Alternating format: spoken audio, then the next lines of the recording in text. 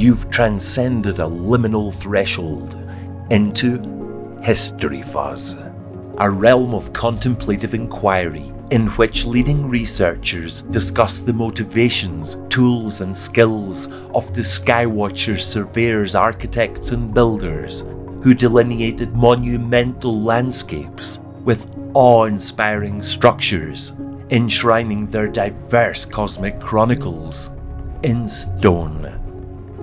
I'm your host, Ashley Cowie. You can unlock videos, maps, articles, and enjoy early ad-free new episodes by becoming a member on historyfuzz.com, where you can also apply to join our team exploring and filming archaeology documentaries in the Andean highlands of Colombia.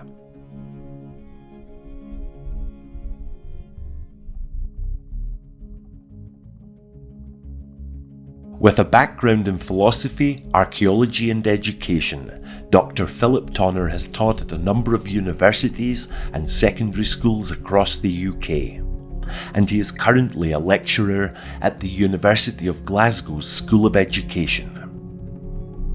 Regarding his recent book, Dwelling Heidegger, Archaeology, Mortality, one reviewer wrote, "There really isn't any directly comparable book.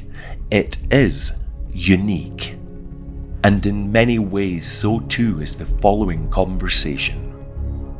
In this episode, we discuss the phenomenology of archaeology in the context of Paleolithic and Neolithic cultures. Philip shares Heidegger's work on dwelling, a lifestyle in which agents were consumed by the practical needs of day-to-day living, where the modern thresholds of mind and body, or thought and action, were non-existent.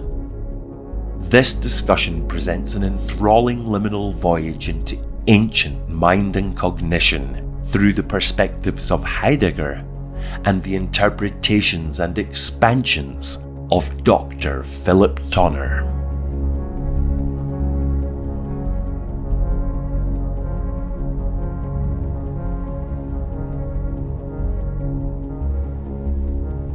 Could you tell me a wee bit about the series that it's going to be part of, and when it'll be available and that kind of thing? That'll be really interesting. I'm making a collective of archaeologists with a tendency towards archaeoastronomy, which offers long-form insights into monumental landscapes all around the world. Very good. I've already spoken with Kenny Brophy. All right. Gail Higginbottom. No, brilliant. Now, I said after an hour and a half with Gail last week that my next discussion was with you, and this is what she said. She went, oh. And she said, Philip, she went, if you want, you can call me up a few days before and practice on me, because it's not going to be easy. Is that what she said? And Kenny, when I says, do you know Philip Tonner? He said, that's a very smart man. Is that right? Okay, well, that's nice to know. You come under good esteem. So what I'll ask you to do, Philip, is for the audience, please give us an outline of your background, and then we'll get into the phenomenology of archaeology. Oh, that's brilliant. Well, first of all, thank you so much for inviting me on and for having me. I'm delighted to be able to meet you and to come on and speak about this really interesting topic. So thank you so much. So yes, my background, my original interest was archaeology, and toward my late teens, as I was finishing up school, I was doing history and thinking about going to university to do history and archaeology. And I became interested at that point through a conversation with my uncle, my Uncle Philip, about philosophy. Okay. And that started me off thinking about sort of philosophical questions. So anyway, I arrived at university and was doing history, philosophy and archaeology. And at the time, I decided to pursue philosophy. And I went through undergraduate and then to postgraduate study and to pursue a doctorate on Heidegger and Duns Scotus, the medieval Scottish philosopher. And it was when I was doing that that my interest in Heidegger was really developing. And I was struck by how his work on art offered a way to start thinking about material production and the way in which artworks are materialize certain ideas, certain patterns of belief, certain possibilities for action and interpretation. And that rekindled my interest in archaeology. I realised that there was a way to start telling the history of human interaction with the world from the perspective of meaning, from the perspective of the way in which the world pulls you into it, and how that's materially organised through material culture, through monumental architecture, through landscape, and the cultivation of landscape and that kind of thing. So philosophy and phenomenology led me back into archaeology. And then I started to pursue that much more seriously, and I discovered a literature that was already there and had started to form in the 1990s. But that was after I kind of got the original idea to look at it from a Heideggerian perspective at that time. I pursued that work, but I also worked as a school teacher. I worked in Glasgow museums for a while, and I've taught at a number of universities, in ranging from philosophy through history, through archaeology and education. There's a great difference between classic archaeology compared to, sure, dare I say, a soft science like philosophy. I mean, these are completely contrasting options that you had, aren't they? They definitely come across that way. I mean, one of the things that we think of with philosophy is that it's meditative, so that it's solitary. It seems that way, at least. I mean, nowadays people are doing all kinds of interesting things, but certainly the way I thought of it was that it was a solitary pursuit. It was an introverted pursuit. It was something you read, you thought, you tried your ideas out. Whereas archaeology seemed much more in the world. In that sense, you go out, you experience, you look at things, you feel your way about a site, as it were. So the kind of armchair versus the field work, I suppose, was the contrast for me at the start, I think. You didn't refer to what art is or what art looks like. You refer to the way art works. Yeah, that's interesting because that gives art a functional aspect. Sure. I want you to talk about the dwelling perspective in its profundity. What else is associated with that term? Yeah. So dwelling, the idea of dwelling comes out of Heidegger's work. And what he suggests is that before we think about human being or consciousness or person or agent, there's this prior level that has to be attained. There's this prior condition, rather, that we operate in, and that's what he calls dwelling. That he uses the term for human existence. He uses the German term Dasein, and quite often that's not translated in English translations of his work because it's so hard to kind of capture. But what it tends to mean is being there here and now in a situation that you're and the way that is quite often brought out is to think about how we find ourselves lost in activities that we're not thinking about. We're pre-reflectively engaged in getting about the world and doing our tasks and chores. So driving your car, you do it in an automatic way, and you only really become aware of yourself as a situated agent doing things when something is interrupting that or going wrong in some way. Heidegger's example is making a barrel in a workshop. He thinks that, when you're engaged in that task, you're ahead of yourself. You're already projecting into a future of having made the barrel and having put it together, and you're already thinking about. You may not be thinking at all in the work as you're going about it, but your mind may wander into things about, when I'm finished this, I'll be doing this later on with my children, or I'll be meeting up with some friends later. And suddenly, if an item of your equipment breaks, your comportment changes. You're no longer, you're kind of drawn out of that pre-reflective functional engagement with things, and you take on a more kind of cognitive perspective, and you think, I need to fix this bit of this item. So this pre-reflective engagement is this idea of dwelling. This is what he tries to capture with this idea of dwelling. And dwelling isn't a technical term or anything like that for him. It's become a perspective now that we're self-consciously aware of. But for Heidegger, it's trying to get this kind of run-of-the-mill, just being in the world, getting on with things, and how we're, if you like, in the earlier work, he talks about how we're fallen into the world of our concern. We're not, and we're in a sense sort of undifferentiated as we go about these pre-reflective tasks. Mm-hmm. And this is rooted in what he calls a structure of care, the German term Sorge. But the idea is that it's this coping, pragmatic, practical, felt coping with the world, and that is really the origin of so much for Heidegger. And it's even, as he says, the care structure, this practical coping, has the capacity to be a self. So the self arises out as a relation that we have with ourselves based on this primordial engagement with things, this pre-reflective engagement with things. So that's dwelling, and it has a temporal structure because ultimately we are always involved in a temporalizing process or a temporal appropriation of things, such that we take over our past intentions.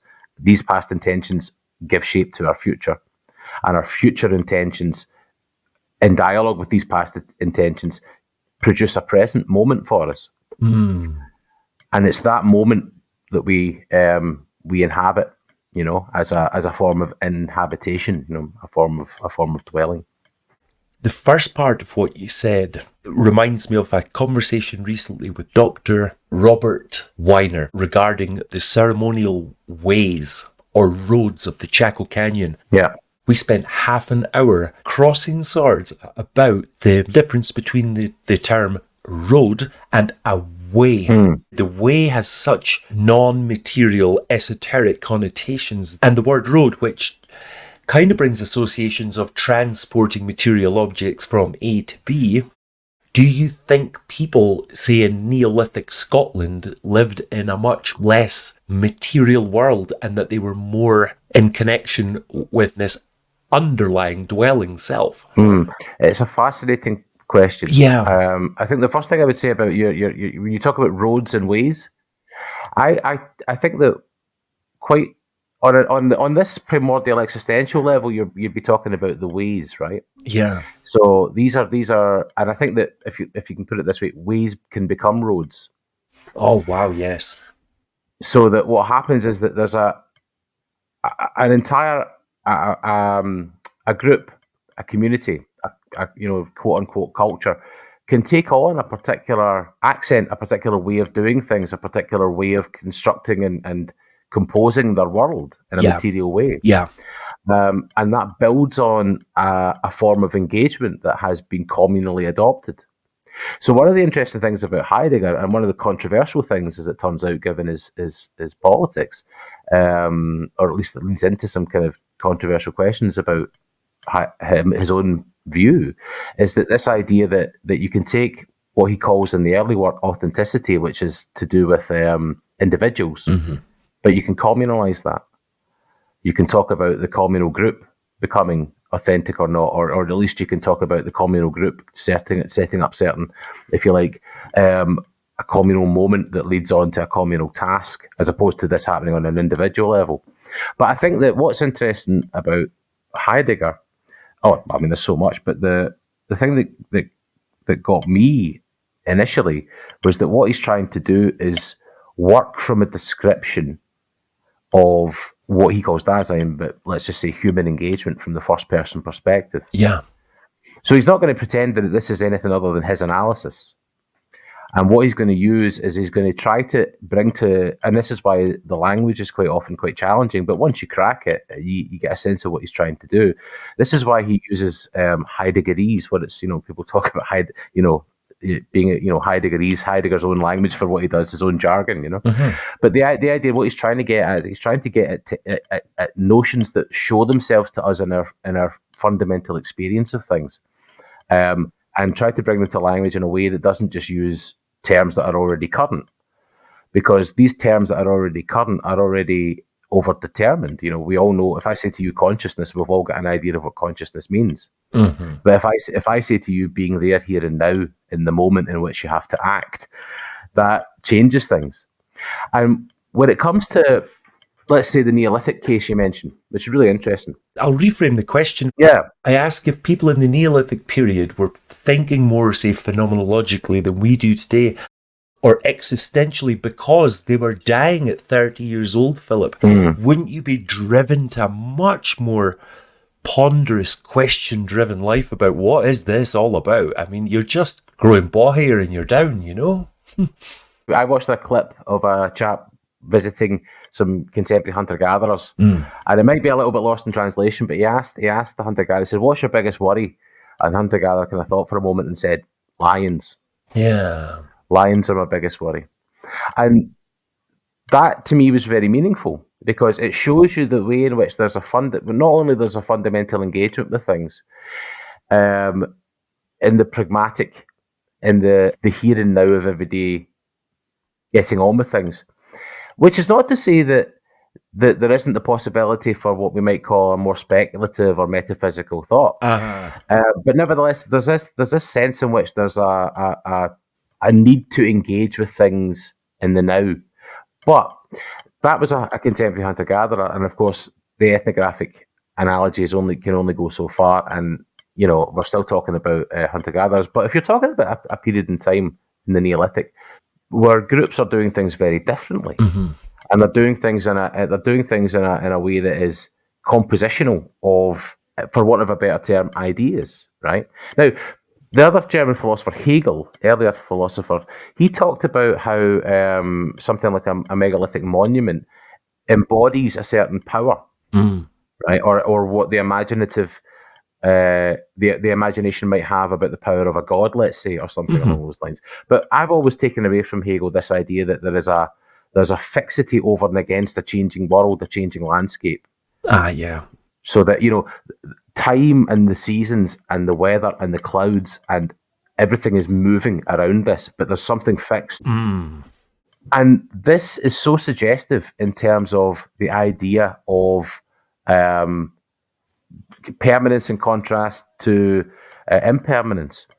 And from what, the other thing to say about Heidegger is, in this context, is that one of the fundamental things he evokes is this idea of finitude, human finitude. One of the things I argue in my readings of Heidegger is that finitude is what we would call the principle of individuation. Yeah. It's what enables you to pursue certain tasks and choose certain futures rather than others. And again, if you think about this communally, that there's this, if we have, and I think we do have, if we have on some level an awareness of we're not here forever, there's a finite nature of things. And in the Neolithic, this would have been much more present, as you suggest. This would have been much more permeating of life.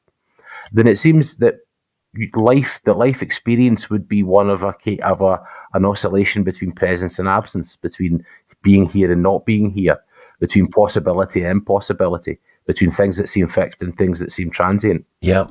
And perhaps that's maybe getting materially reflected, via someone like Hegel's idea about this permanence. Maybe there is a playing out of a material poetics of finitude in these contexts. To illustrate what you just said, in the Andes, archaeoastronomers map ceremonial roads that can be as long as 40 kilometers without bend, and when they get to a cliff face, you'll see steps going up the cliff. We have a tendency to talk about time and space, but it's thought that here in indigenous Colombia, going back to what you said, that there was a great effort placed on straightness as a concept on its own. And generally here they're measuring north to south, so it seems like there was an effort to reflect that one and only universal cosmological constant, the North Celestial Pole, with a straight meridian. Do you, in your work in Scotland, see any meridional alignments in orientations within buildings or within causeways or cursuses? Is there a propensity to north-south or not, suggesting that straightness and orientation to cardinality was important in the Neolithic? That's a fascinating question. I mean, that's one that I'm not best placed to answer, given my kind of focus on or thinking more about kind of hunter gatherers. But what I would be really quite interested in is the idea of what it means to start moving in straight lines. Dedicate your life to developing something maybe your grandfather started. Well, this is because I mean, like if you know, again, one of the things that I think it was the paleoanthropologist Leslie Aiello who once said in an interview that she was talking about love. And she said that at some point this has to enter into the archaeological record or the fossil record, right? At some point. Yeah. Come on, it underlies everything because it's so closely associated with sex.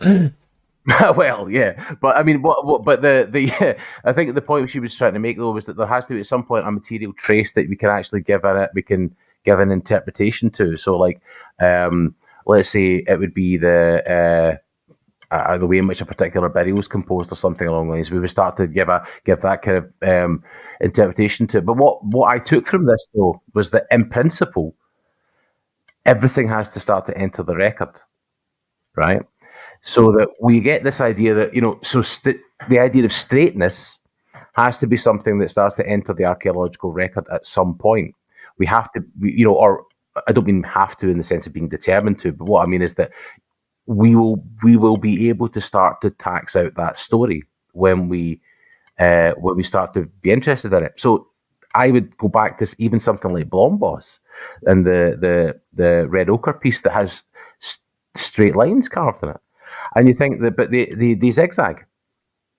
So to me, in mark making, before we get to the more monumental type of carving out or of producing in the landscape, because I think you're right. Time has a part to play in this. Yeah, because if you can think about straight, you can think about straight ahead, and you can think about going forward and back on the same trajectory. Yeah. But when you move from seeing things in a kind of zigzaggy pattern to something in a straight line pattern, that to me would be a very interesting transition, because it seems to be if you then take that, it gives you the opportunity, as you say, to start thinking about particular directions. Cardinality was born in different parts of the world with the birth of astronomy.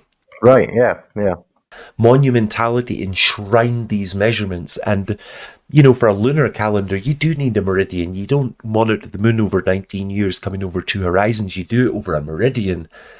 And I think that was 3000 BC in Peru, where it was 800 years AD in the Chaco Canyon, for example, and in Cambodia it was about 900 AD that straightness became a thing. Yeah. But talking to Kenny about the Curses monuments, it seems to be straightness was a thing from the very beginning of monumentality, especially in Northern Europe. But what you say, I think, is exactly to the point here, in the sense that, if you know where the sun rises and you know where the sun sets, you're always orientated by that. Yep. Right? And whatever you start to do, you're orientated by that, even in your camp, because you want to set up your camp such that you have light at certain times, and you want to be able to shift your fire from the wind and so on, so that it goes one way and you don't get the smoke in your face and so on. And you want to be able to do all of these things, and all of these things are dependent upon an orientation. Your kind of, communal compass, if you like. Yeah. And it also seems to be the case that if there's always something happening at a particular trajectory and a particular other trajectory, you start to notice this, and it starts to become meaningful, because you start to expect it, and human expectations start to play out in the way in which you organize your life. Similarly with the seasons. Absolutely. And that's kind of, so that's sort of where I would start with this and say, well, okay, how does the material record track this? So you're saying, how does the material record track emotional archaeology, emotional history? Exactly. So again, just to keep on the thread with Heidegger, is that he emphasizes the notion of mood and the way in which we're attuned to our world, Uh-huh. right? So we're always attuned to the world through various kinds of moods. You know, we have expectations, we have, and you can quite reasonably talk about the mood of a group for him. The and so on, and that sets up your kind of pattern of expectation for that. You know, your horizon of expectation as a group. You know, you're feeling ready to celebrate a particular event or and so on. So, in Being in Time, which was Heidegger's kind of main work, it came out in 1927, he talks about the archaeological record. He doesn't talk about it a huge amount, but he does talk about it. And he talks about the material record as material for enabling us to inhabit the Dasein that has been there, Yeah. right? In other words, past ways of being there, here and now, in their moment, in their world, Yeah. right? So this to me is such an inspiring idea. I don't never like you were saying about, you never forget the moment when you read something or hear something. I remember reading this stuff in Heidegger's Being in Time as a student, and doing philosophy, and it just sparked the archaeological urge, because here's a moment that you can look at the past and it's kind of like saying, well, imagine what people were doing back then, right? But in a much deeper way. Mm-hmm. Because what you're saying is, Feel it. yeah, and feel it. Feel how an engagement with the world has left a material trace. It's left an echo across the time, across the centuries, and it's a fascinating moment. Do you not think that there would be a tendency for them to perceive time? I know this sounds exceptionally woo, but in the most academic sense, a one thing rather than our past, present, and future. What do you mean by a one thing? We have this very linear perception of time, but when you are using the sun and the moon as a dial, and they're going round and round and doing the same cycle every month and then every 18.6 years, it would be more suggestive that there isn't a passing of time, but there's a circling of time. I think that's what I mean. Right, got you. Yeah, okay. No, I get that. So again, just to keep on the track with Heidegger. Heidegger talks about primordial time, right? Okay. And he says that Dasein is time itself, right? And what he means here is that before we get to whichever kind of variation of clock time that we can produce as a human artifact, right, or a philosophical artifact, we're already experiencing time in a profound way, in terms of things like expectation, in terms of things like Harvest coming. right, exactly. And there would be nothing in this to contradict this idea of cyclical repetition. Yeah. And indeed, repetition is a really important idea here, because this idea of a habitual, repetitive engagement with things, and indeed, one of the things that Heidegger's interested in is this idea of repetition, because he's famous as an existentialist thinker, right? And the existentialists tend to were thought to be and very interested in individuality and these kind of things. And authenticity was a term that came out as a very kind of rally cry for existentialists. Authenticity for Heidegger is more this idea of appropriating, taking over something that's repeating something that's publicly available, but in a novel way, in a way that makes it your own and casts it forward. So it would be perfectly acceptable or perfectly understandable for someone like Heidegger to come along and say that, well, whatever a particular agent is doing, let's say you're wanting to pursue a career as a novelist, or you want to pursue a career as an archaeologist for that matter, there are publicly available examples of this. But what you do is you repeat that publicly available example, but in your own way, right? And you do that in a way that has a particular kind of style associated with it, a particular kind of accent. Yeah. So that's one of the important things about these communal moments, these communal events, is that they're gathering together past ways that are past meanings, past interpretations, past expectations, past feelings that are available and out there in the world in an inchoate kind of way. And they're doing something. they're doing a festival. They're building something. They're producing a road. They're doing something that has a communal casting forward in a reaffirmatory kind of way about things. And this is why I heard in one of your lectures you referring to, I thought it was a beautiful collection of words. You referred to the ways of thought and action. Yeah. I suppose that's what you're referring to, is it? The implementation of the imagination. Yep, that's it. So let's say, a particular, and you get this with some art that's much more kind of narratively composed. So let's take something like one of my favorite examples is something like a cathedral. Oh yeah. A Gothic cathedral which has a very theological meaning to it, and so one of the first things you do when you go inside is you look up. This is no accident, Mm-hmm. and the walls are carved with symbolic stories, meanings, artworks, you name it, and all of that gives the experiencing public narrative context in which they understand themselves and the world. And for that reason, that when communities are engaging with these things, I think one of the questions you'd suggested is this idea of how does a community hold open a kind of world? Well, they do so through these kind of artistic and communal productions, right? So in the Heideggerian kind of idea is that by doing this, what you're doing is you're opening a kind of space of individual and communal self-interpretation. I am a member of a particular community. The meaning of that community is inscribed on the cave wall, or the meaning of that community is carved into the portal of the cathedral. I understand. I am situated in terms of that story in a cosmic way. Yeah. Right. So that like for whatever the spirals meant on and the cup and ring marks meant, or whatever the spirals and tombs meant, they would have enabled a kind of human enactment of a meaning. I wrote a book 8 years ago called A Twist in Time about the history of cordage production and rope use. Brilliant. So what I suggested at the end of the book was there's a high chance researchers will find that if you were to take a piece of thin 3-ply twine and run it around that spiral, you're going to get the calibrated measure for that site, so that builders could go and refer to it, so they were all adhering to a calibrated measure. Wow, that's a fascinating idea. The projection of an idea that was fundamental in their worldview, because they're central to the chambers, aren't they? Right, and there's no reason that something can't be both functional and meaningful in exactly that way. I mean, there's no accident that we find things like a Bronze Age sword aesthetically appealing, right?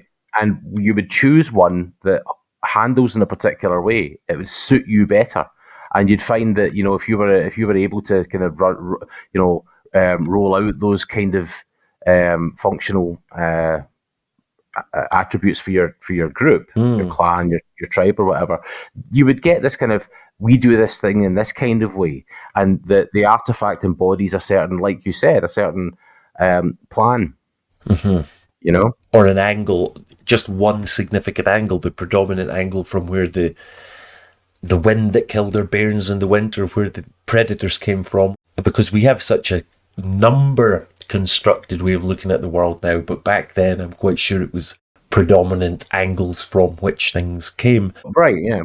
Can I ask you a question? Because I'm not going to get a chance to ask this to anybody else that would have a chance of answering it.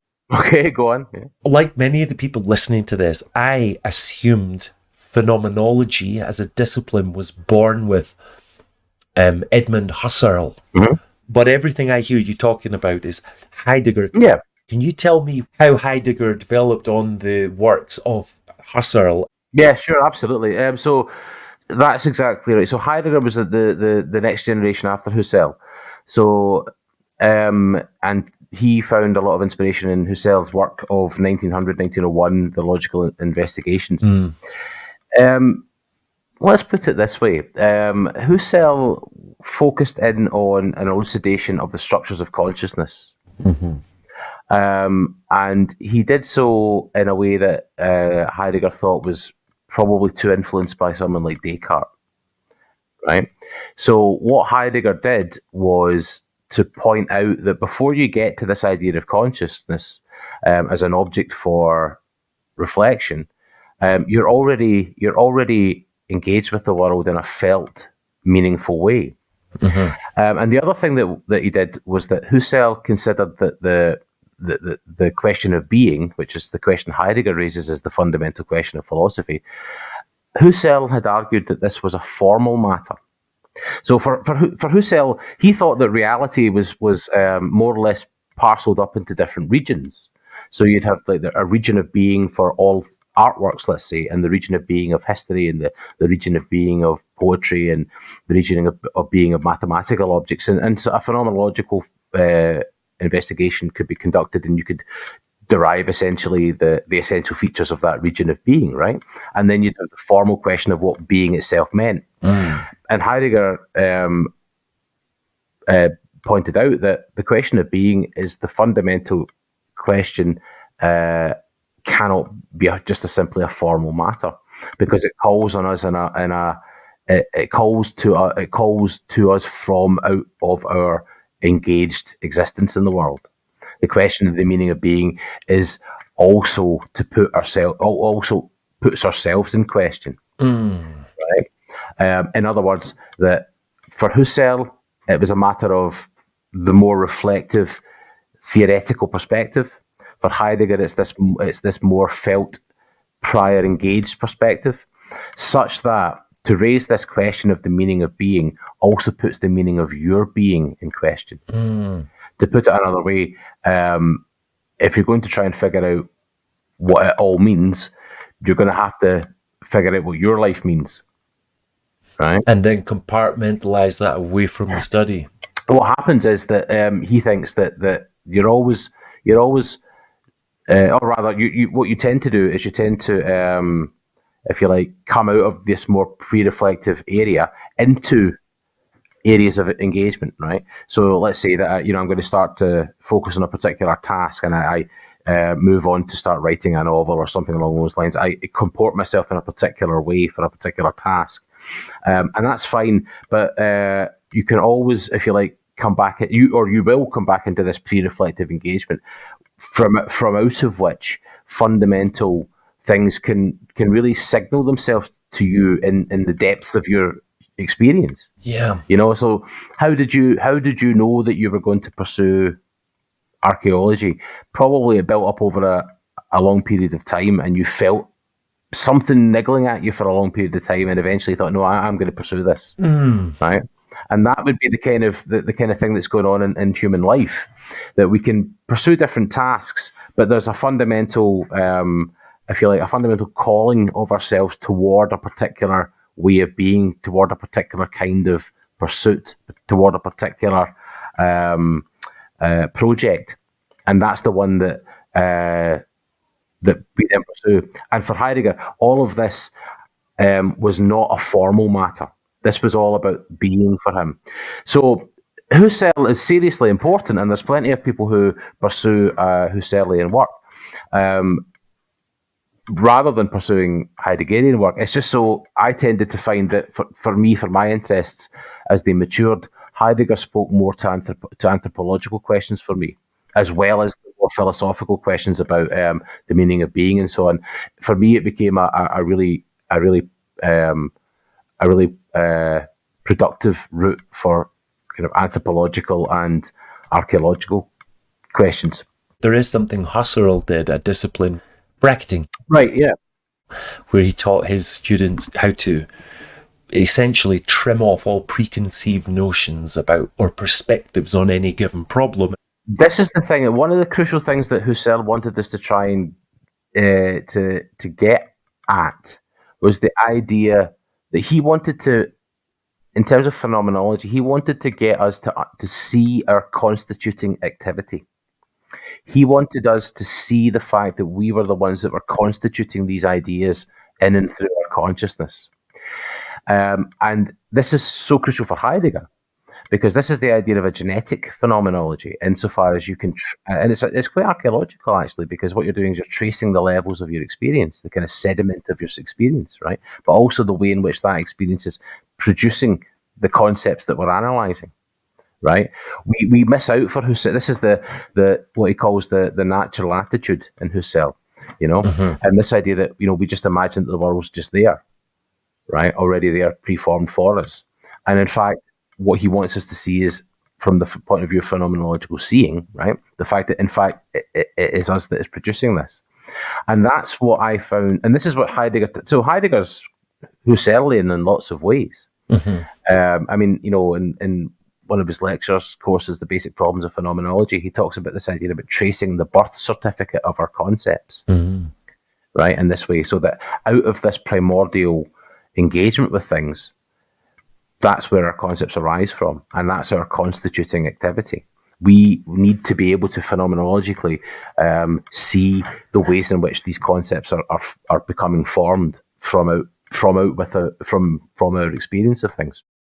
What you're implying is a lost emotional content behind every piece of Paleolithic art. Yeah, well, I mean, the beings who produced this work were no less engaged with the world than we are. Yeah.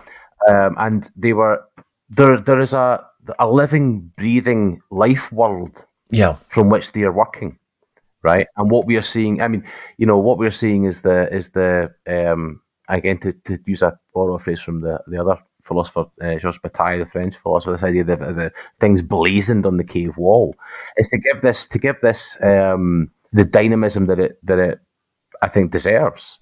And the vibrancy that it deserves. And that, again, this is part of this, if you like, my own phenomenological seeing is to see the movement in things and to see the temporal, almost like an animation. So put that into archaeological context. Take the Orkney sites, no, let's not do that. Everyone talks about Orkney. Let's talk about the island of Arran. Okay. For example, Kenny Brophy's going to go there with a meter stick and measure how long is that cursus and how wide. Yeah. How do you see motion in that static environment? Yeah. Well, this is such a fascinating thing. It really is. It's aesthetic as well, and it speaks to how we feel. This is the. Do you see people? Do you see it in action as lit visually as that, or is it a thinking process you do? Before I get to that, sorry, I'm butting in. No. But what I mean is, before I get to that, in my experience, before I start thinking about and imagining what people are doing, what I'm doing is I'm trying to feel, and I'm trying to tune in, if you like, in a way to a particular moment of being in the world. Do you mean, how does the sun feel? Is it humid? Is it dry? Is that what you mean? Yep. All of that, yeah, absolutely, but this is not to, in a sense, naively think, well, okay, I can now see what it's like to be here, 3,000 years ago. It's because archaeology, philosophy, phenomenology, all of these things are things we do now in the present. Yeah, right. And what I would try to do, and what I try to do when I'm in these places, is through a kind of imaginative, experiential process, try to feel what it's like to be there. Mm-hmm.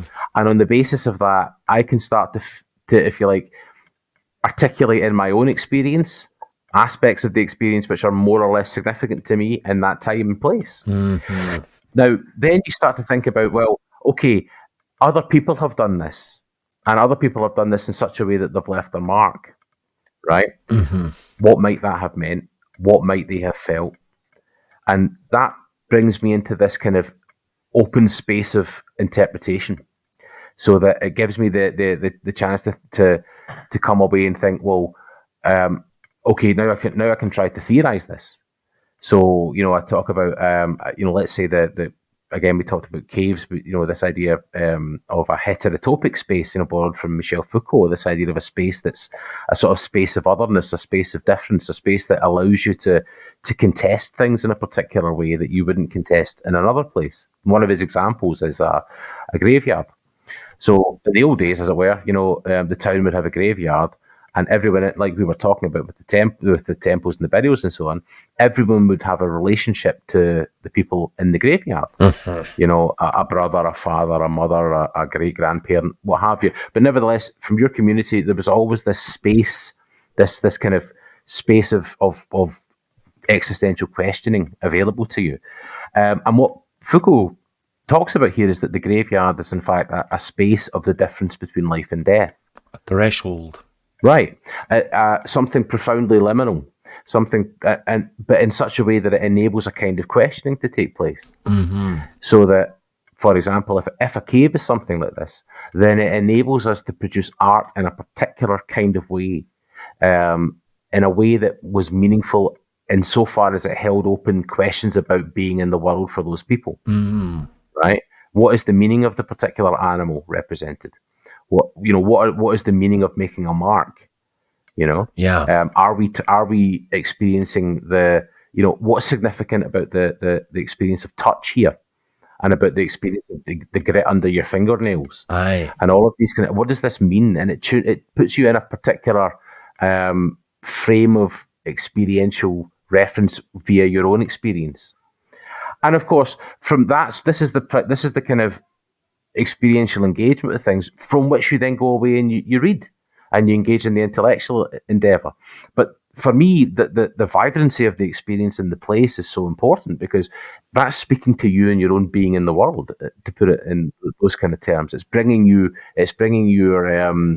self-understanding to a particular possible archaeological experience, My goodness, what you're doing then is suggesting that the monumentalization of Scotland, for example, right, it made theatre of two-dimensional art, suggesting interaction, role play, and theatre around these landscapes. Well, this is it. I mean, the idea of theatre is really important here, because there's, so much theatricality about human life. I mean, the ceremonial aspects of what we do, and theatre here is a deep thing. It's not. It's in no way trivial. Oh no.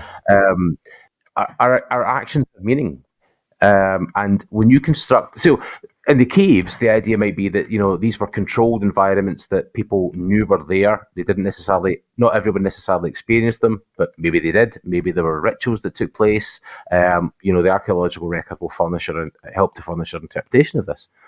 When we don't have a lot of that, when you don't have a lot of that around a Neolithic monument, let's say, it does, however, offer certain ways to think about it and to experience it, because you move around it, and the moving around it, and the moving through it, and the moving beside it, and so on, might suggest certain affordances. To use that idea that the monument affords us certain things. Yes, and that, of course, is no accident. Mm-hmm.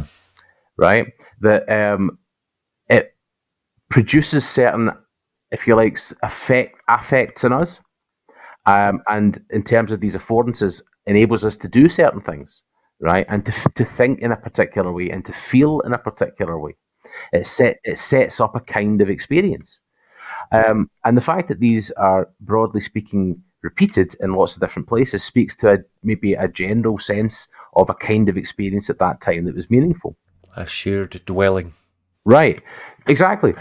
A shared dwelling. So when you move around and you're encountering cultures that might be more or less, easy to communicate with, nevertheless, there's a pattern of being in the world that's accessible.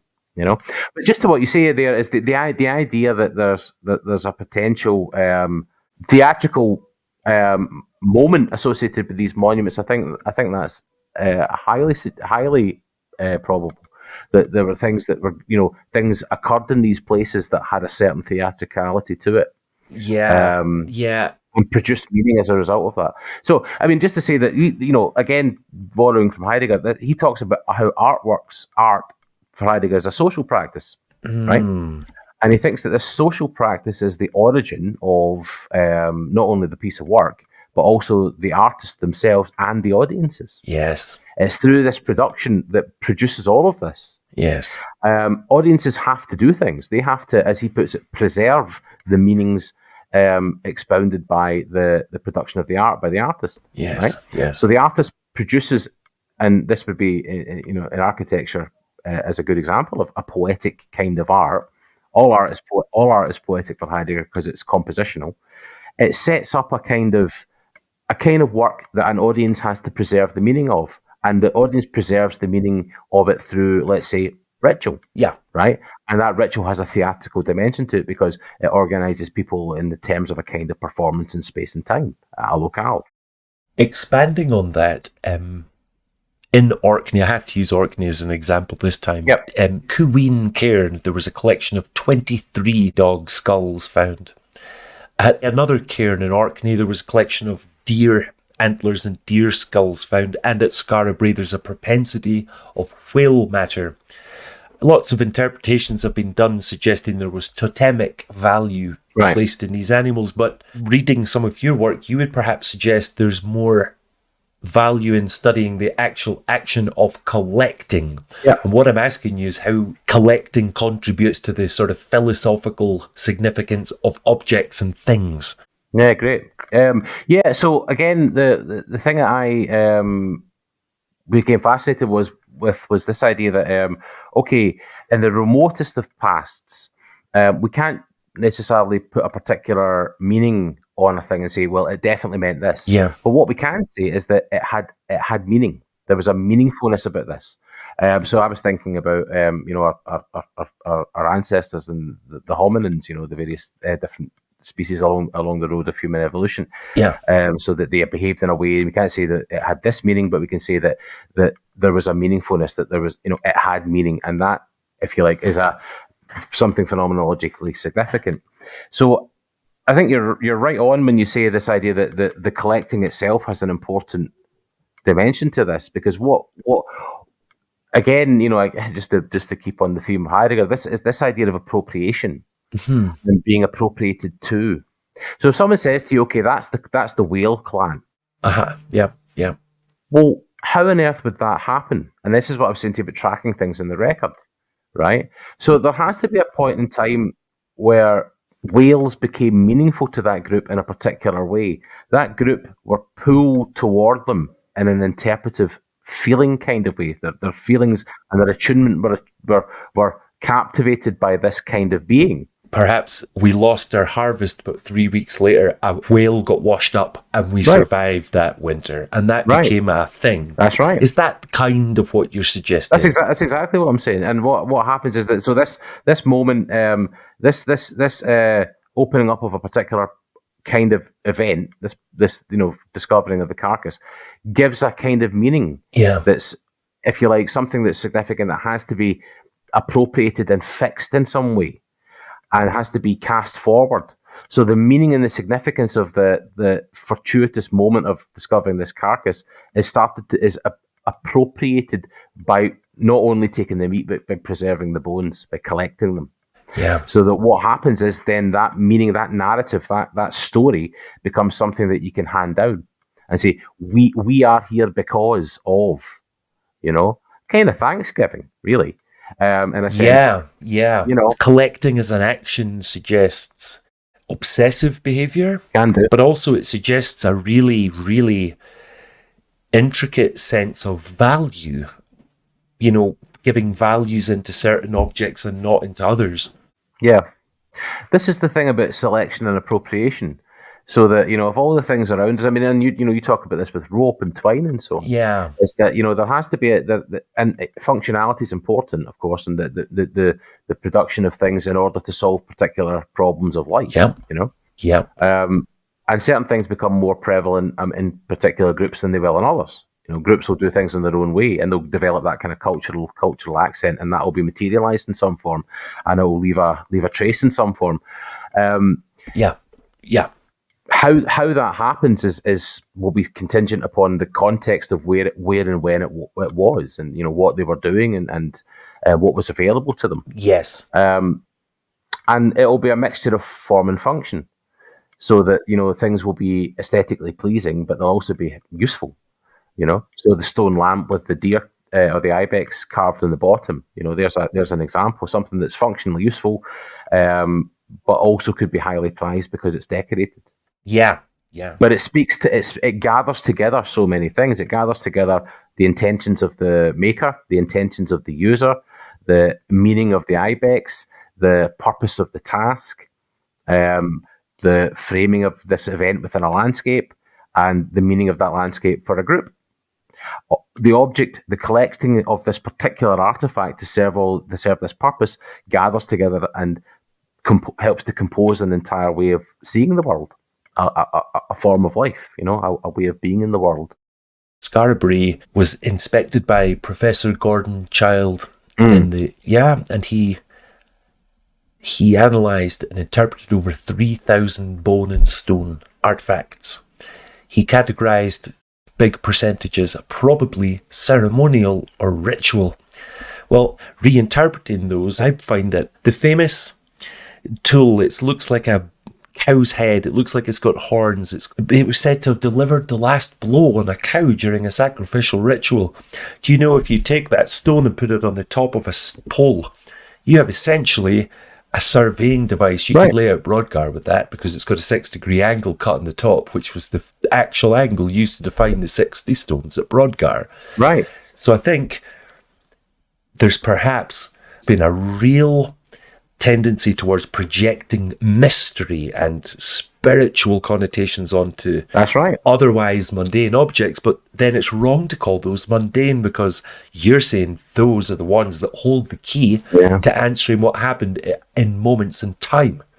All of these things had their place within a context, and that context, although there would have been plenty of things that were not articulated to the people in the context, just as there are now for us, there's lots of things that we have to conduct our serious thought to articulate. Yeah. So would they have. But what I think is the case is that things, just as they do now, would feature into the stories we tell about ourselves to each other. I would inherit the tools that my father used, or something along those lines, right? Or I would trade for something, and these things would be, would have value. But the reason I would want it was not only for its function, but also because of its kind of aura, what it was giving off, and that builds into this felt responsiveness we have to things, that you feel and act in a particular way because you have a particular kind of tool. It makes you special in a way. You have the really high prestige item, and that you can see that you can see the having of that prestige item reflected in the gaze of the other people. Mm-hmm. And that produces a certain kind of response in you. So that there's this kind of... Oh, yes. You're taking me back to being a child. We used to go to America and we'd come home with the best new Nike trainers. Right. You go back to Wick High School with those. You inspired admiration in some, jealousy in others, but you inspired this horrid pride deep within yourself. So you're right. It has an object has a really big social effect. Yeah. And that's a good example, because when you're that age, you feel that in an acutely visceral way, so that we kind of learn we learn to control that as we grow up. We as adults, we kind of decide, well, no, I'm not going to buy that because maybe that's a bit too showy, or no, I'm going to buy that, but everyone else will think I'm a tosser, so I'm not going to. Right. There's these kind of things that we do, right? But what's interesting about that, I suppose, is to say that that's part of the social performance. Yeah. And that's part of the way in which we, we mediate who we are going to be through the objects we collect, and the things that we want to say about ourselves, and the way in which we want to perform our lives. Mm. And going back to this idea of performance, the social performance.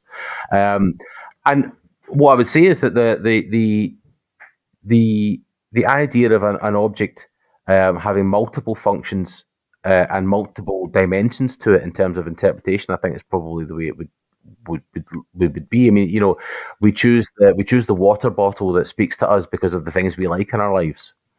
It's not just consumerism. Obviously it's channeled in that way in the modern age and a late capitalist economy, right? But we choose the things that make us feel good and that speak to a particular interpretation we want to project of ourselves. Imagine that in a smaller group. I want to project the meaning of myself as having a particular kind of social power, right? Which is not to say that these were atomized individuals. That's not what I'm trying to get at. But what I'm saying is that through these social communal processes, through trade, through barter, through inheritance, through use, all of these things would produce narratives, would produce meaningful contexts. And within those meaningful contexts, a beautiful object could also be a highly useful one. Yes. Right? And we don't know necessarily what the meaning of the object is, and we don't necessarily know what the use of it is, but this is the kind of thing that we can see that deriving from the human engagement with things, it would have a meaning and potentially could feed into this kind of interpretation. In the centre of Caithness, the Durlot stone fan has the mountains to the south. Nothing obvious to the north, just a horizon. But my mum and I always think this is beautiful. More often than not, when we're there, 42 degrees from wherever the sun is at any given time, but it always seems to happen at late afternoon, a rainbow forms on the hill just beyond the stone fans. Yeah. You know yourself, you explained it to me today, the emotional or love connection we feel with certain people or experiences or phenomenon. I just wonder how much the phenomenon of the rainbow perhaps inspired arts and traditions and cultures and cosmologies. Yeah. So you're trying to use phenomenological tactics to try and perhaps open up those kind of ideas, things that have now got no material evidence left. So that, you're exactly right. It's no surprise, it's no accident that certain things like rainbows start to feature in religious narratives and things like that. Yeah, totally. Right? It's no accident that water has a role to play in human life, and floods have a role to play in human life, and these big events, that monumental landscapes and that, mountains have a particular role, and they start to come in and out of oral tradition and then are enshrined in text and so on. These are not accidental things. These are things that speak to a fundamental kind of the power of the meaningfulness of the event of experiencing them. Yeah. Right. And to do it with someone as well is profound, because it opens up this kind of this empathetic space you have with the other person in terms of you experience it within the world of a particular event, Let's follow this route. Perhaps even more suggestive of what you're saying is, I remember the last time we were there, when I was looking at this black grey sky with this belting rainbow, my mum said, "Did you see the heron fly through it?" Mm-hmm. And I said, "No." And she said, "Well, you do know when your granddad died 16 years ago, a heron followed us from the cemetery all the way home." So this rainbow, this phenomenon in the sky, has this enormous emotional contact integrating animals and landscape. So imagine that back in the day where there was only those phenomenon. Right. I mean, exactly. That's what you have just said is exactly right. Is that the power to produce that kind of sensitive appropriation of the world, that the beauty of a bird's flight takes on the meaning of a departed loved one. Yes. And is associated with that. And that's now. That's in the so-called scientific world that we inhabit. Human experience has a way of appropriating the meaningfulness of things and of creating poeticized artistic metaphors. Right. And if you take away alternative explanations of these things, such that everything is a that's to kind of leave aside the separate question about the relationship of science to this, because that's an interesting question in and of itself. But if you go back to this idea that, fundamentally human life is about appropriating the significance of these things and seeing the signs to bring out the meaning of certain ideas, so that, the in this case, the heron has a fundamentally kind of religious meaning here. It's provoking an experience or a deep association with a soul. Yeah, I was speaking to a German professor this morning. He actually used a word similar to yours. He said there's a German word, it doesn't translate to British or English, but he said it means everything at once. Yes. And he said it's really important in the context of Neolithic archaeology in Germany. He said that we have tendencies to compartmentalize and make dualities where they didn't exist in the past, perhaps. Yep. Is there anything you feel we've maybe not discussed relating to phenomenology and archaeology?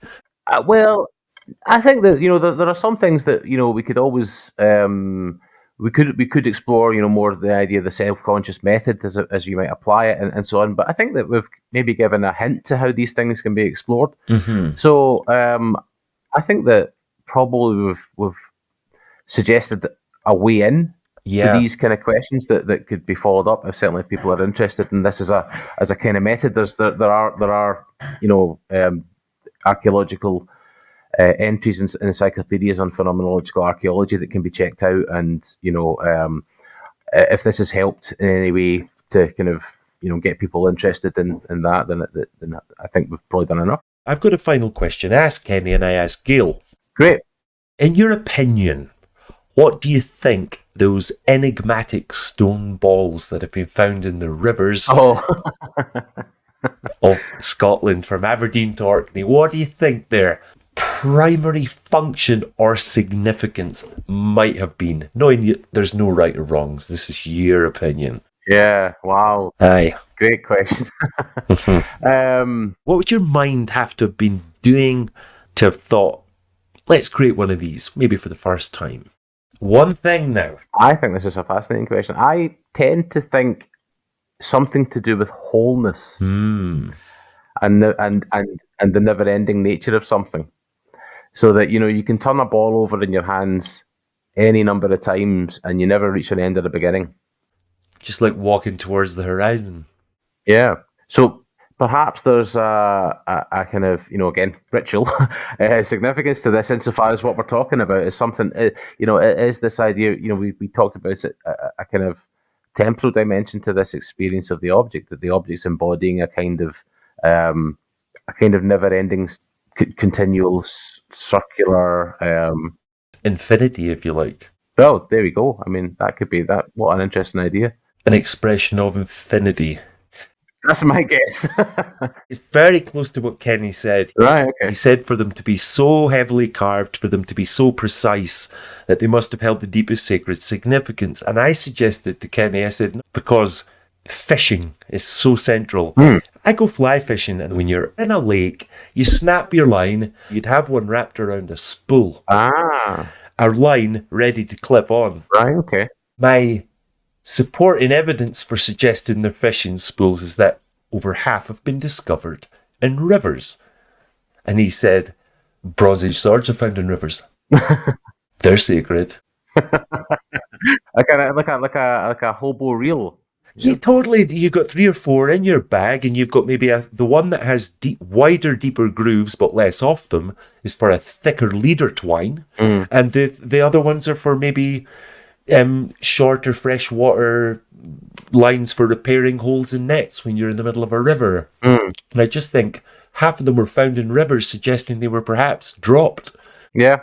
Well, I mean, Kenny's point about the Bronze Age swords is interesting, because there is this idea, isn't there, that what you're dealing with is a kind of transition between one plane of reality to another, going into a kind of underworld. Yep. And, if you've got something that's so heavily carved like that, one of the things that's been suggested about this is that the carvings are some form of, if you like, mesh almost for a spiritual dimension to things. Who knows? I mean, maybe there's a kind of water meshing of going on. Or could it be as simple as they are actual tools for, here is the one, and there's the mesh you use for a freshwater trout net. Here's the one you use for a deep water turbot wrasse around the cliffs where you get snagged more. I just keep driving towards functionality. You're a fisherman, I take it. Yeah, you know it. And if you went and spoke to a piano tuner, he's going to go, nah, this is to do with music. Yeah. But maybe that's the point. But that's the point we were talking about, is that whatever the thing is, it comes back to the fundamental felt needs and engagement of the agent, so that, you interpret it from that perspective and you produce the world out of that perspective. Yes. Or it's like the straight track, the straight road. It's a piece of order in chaos, isn't it? It's an organized, symmetrical piece of order and meaning in what must have been at times an awfully violent place to be. Yeah. I'm talking about the weather as much as your neighbours. Yeah, oh no, indeed, yeah. I'm delighted I asked you that. I've got another perspective on it. Gail's the same as you, again, deeply, deeply sacred. No one's buying my fishing chat at all. I'm going to find someone, though. Yep, keep going. But Philip, Thanks for joining the History Fuzz podcast. I'm just delighted. Thank you.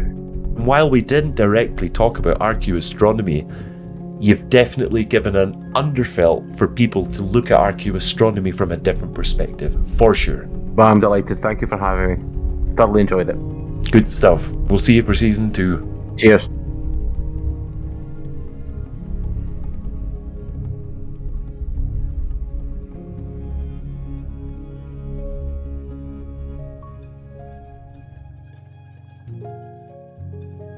If you enjoyed this episode, hit subscribe, drop a 5-star review or share it with a friend.